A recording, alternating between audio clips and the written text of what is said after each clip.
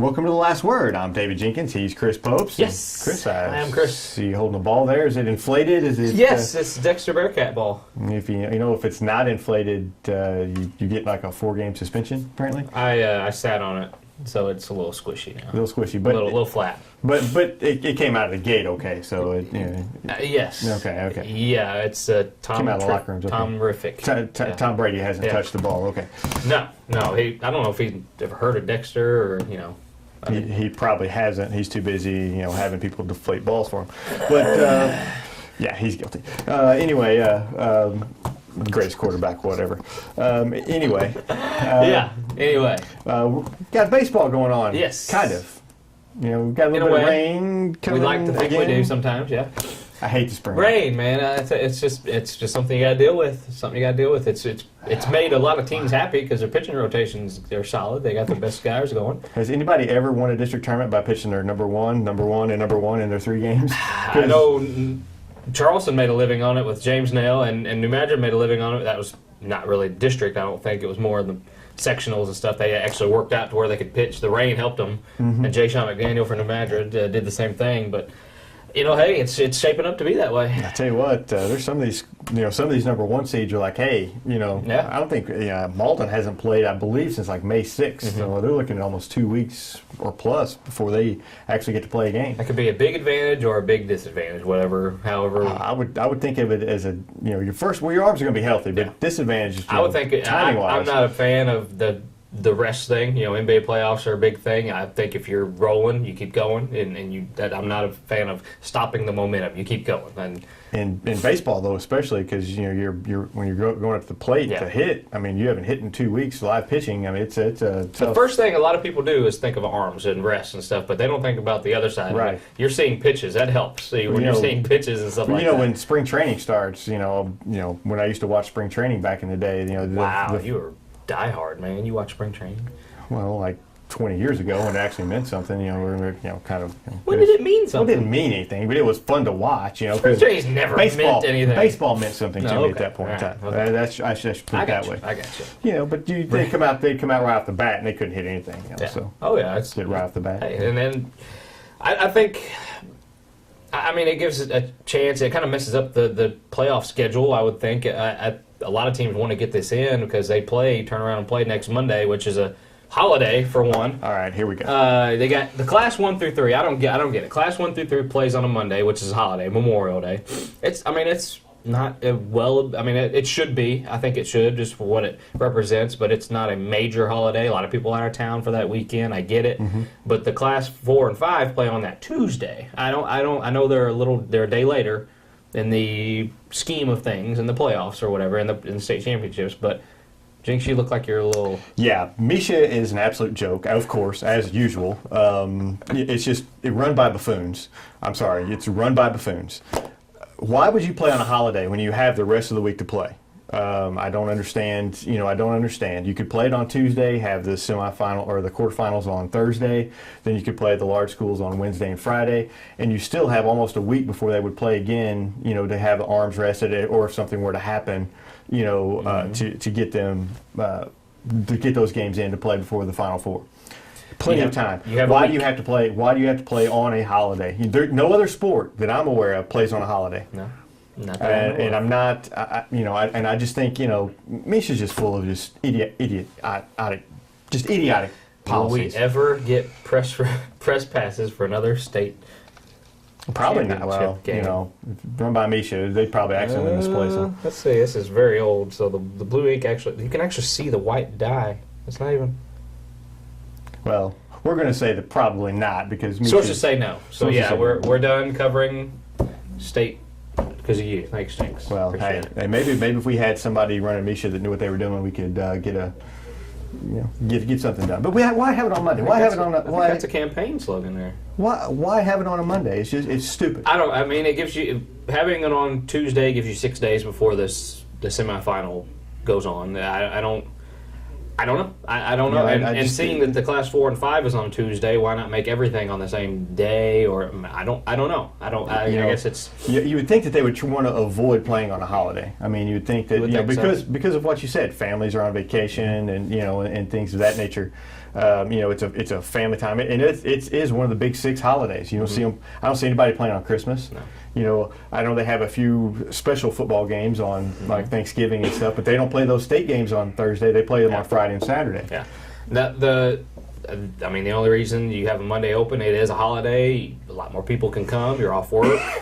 More money involved that way. I wouldn't think it'd be that much more. I wouldn't think it'd with be baseball, that much. you don't really get the average fan to come watch. It's more parents and people involved with the program, and in that way. But I mean, I don't know. I don't know. I don't agree with it. I think it should be played on a Tuesday. I don't think any sport should be played on a holiday, to be honest with you, unless it's in certain circumstances, especially at the high school level. It's more. When you get professional, that's a different area. In college, the same way. Yeah. It's different. But these are kids, under 18 for the most part. I mean, let's keep them. Yeah. Let's keep them with families and stuff when we can. And but are we even going to have district championship games by the time Monday rolls around? We'll have district. Rain is winning the districts by far. It's in the later innings, but they'll get it in. You might know this, or by the time the show you see this, you might actually be at the game. But Orion and Bell City, they'll play on Thursday at 4:30. The Class 2 district. Still have Orion? I still have Orion. Yes, I was asked what kind of Kool-Aid I like when Advance and Orion was playing by a certain Bell City official. Yes, by some certain who obviously watched the show and said that I'm not quite ready to drink the Cub Kool-Aid yet. So he asked me what kind I'd like, and I told him black cherry. That's my favorite. So if they do next show, if Bell City beats Orion, I will have my black cherry Cub Kool-Aid ready in hand and drinking it while we do the show. I'll say this: I'm still on Orion, but Orion is not the same Orion that we've known in the past. I told you that, and they're not as strong. It was the eye test for me, and I saw the eye test in the semifinal. The little things. They just don't do the little things, but neither does Bell City as far as some of the smaller things, just a little, but it's a game that could go either way. They both have very good teams this year. They don't do the little things, certain little things, but they're still very good teams. Yeah. And I would think, I still think Orion, to be the man, you got to beat the man. Oh, absolutely, and just if it means anything to you, Orion's ranked number 3 in Class 1. Bell City's number 4 in Class 1. Doesn't mean anything to me, but I don't know. I feel like Orion is Orion. It's just, and that it's a weak argument. It really kind of is, but it is. I mean, they know how to win games like that. And they've been in those games. Bell City has not. Yeah. So Bell City may be a little. Any time a team is rooting for the lower seed, the other, rooting for Advance to beat Orion because they'd rather play Advance to get Orion out of the way. That tells to me that it's already in their head a little bit. Most teams are going to want to play the best, but Bell City's like, hey, I'd love to see Advance out there. I'll take a district championship either way. I don't care if Orion's there or not. I'll play anybody to win a district championship. But I mean, I get what you're saying, but Orion presents the biggest challenge. They really do, just because of who they are and the program that they are, and the defensive game that we saw Tuesday with Strankler striking out 15 and Thomas Strankler striking out 15 and Dawson Mayo striking out 8. It was a pitcher's duel, but Orion came away with the win. It was just they found a way to win. They got a guy on, bunted him over, and a single. The longer the game went, it seemed like the tighter Advance got. Advance had to score early for that to win. The same thing I think will happen to Bell City. The longer that game gets, the tighter they'll get. Yeah. Bell City needs to come out and score quick. It's just that thing in the back of your mind. Okay, Orion. They're waiting. They're going to strike as soon as they get that opportunity. It's over. That's just the way. Hey, that's just a program. And speaking of teams that Cooter's back in the championship, they're going to take on Bernie. I believe that game has been moved to Thursday. That has been moved to Thursday, if I'm correct on that. Yes, I think the same start time, 4:30. I believe. We also have the Class 3 District 2 has been moved. That thing, Charles, I don't know when they're going to play. They got a very nice field, got a tarp, got everything, but they've been postponed more than anybody. I don't get what's going on over there. But you got East Prairie and Kelly in one semifinal. You got Scott City and I believe who's the other? Scott City and Saxon won that game. So and then followed by the Squirrels. I mean the Squirrels are right after that. They play the Twilight game. Yeah. I think the Squirrel. Charleston's already out of it, so I think Coach Minter's got the Squirrels ready to roll over there. Then it shouldn't matter. They should play right now. He's in charge. Put them out there whenever you can. Get the Squirrels going. Yeah, Squirrels play at midnight tonight. Then Class 3 District 1 at Malden. Class 3 District 1. I haven't heard anything yet, but I'm assuming it's going to be pushed back to Thursday with the finals. I guess on Friday. I would assume, yeah. And then they turn around and play on Monday. Yeah. So again, the Monday thing is an issue. Yeah.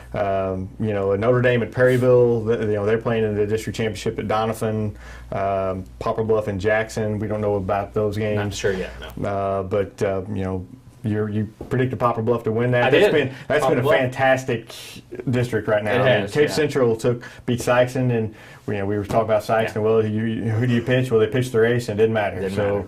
They lost in 9 innings, and then Cape Central took Poplar Bluff to 9 innings. Yeah.